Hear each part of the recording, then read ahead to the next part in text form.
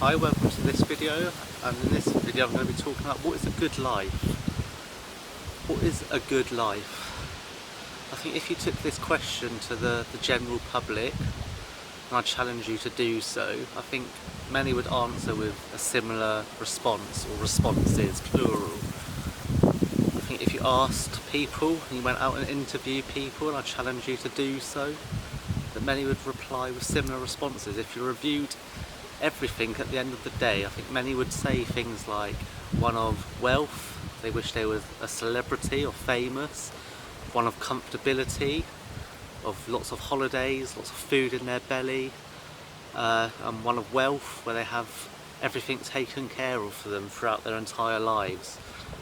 A life which is easy, they would say a good life is an easy, comfortable life, I think would be the majority of the response. But is that true? Is that a good life? Jesus tells us that is actually a wasted life. It is a life not to be sought after.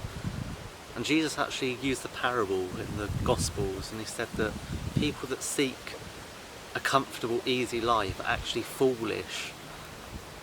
There was a rich man he used the parable of, and it said, "I will eat, drink and be merry." There was a man that said this, but Jesus came to him and he said, "No, your soul will be required of you this night," and he gave up the ghost and he went to hell. So we can see from that saying, Jesus says that a hard life is not one which is easy and full of comfortability, wealth, status and easygoingness. And I think this is true. I think a good life is actually, biblically speaking, what Jesus tells us is one of self-sacrifice. It is one where we dedicate our life to help and uplift others, to accomplish positive change within ourselves and within society. Many people, if you look, that accomplish things like Martin Luther King and slave trade abolitionists like David Walker, they often faced turmoil, they faced hardships, they faced oppositions. People were against what they stood for. They lived difficult lives, but they lived good lives. They lived good lives because they achieved something. They achieved positive change within society. That was a good life. They didn't live for themselves. They didn't live for wealth, for status. They lived for some other cause which they thought was important unto themselves and to other people. And Jesus calls us to do the same. Jesus himself is the best example for this good life, easy life scenario. His disciples, they all went through trials, tribulations, persecutions. People hated them. Some people accepted them, but a majority hated them.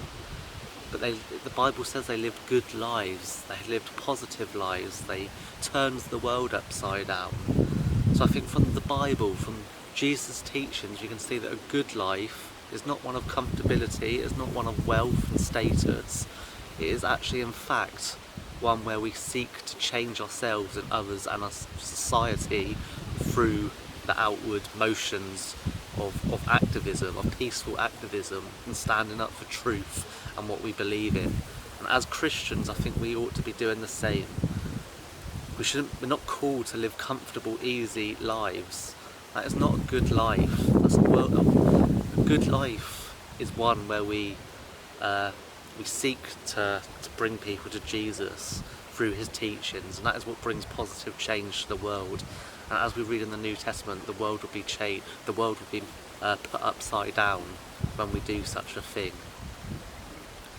So I think the Christian idea of a good life and the worldly idea of a good life don't match up. They're apart. As I said, a good life in the world's eyes is one of comfortability, wealth and status, but that's not a good life in Jesus' eyes.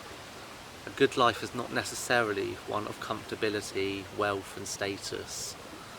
So yeah, that's all I'm saying in this video, is to think about what a good life is, and a good life is one where we seek to make change within society, and as Christians we are all called to make those positive changes within society. So thank you for listening, and God bless, and I'll see you next time.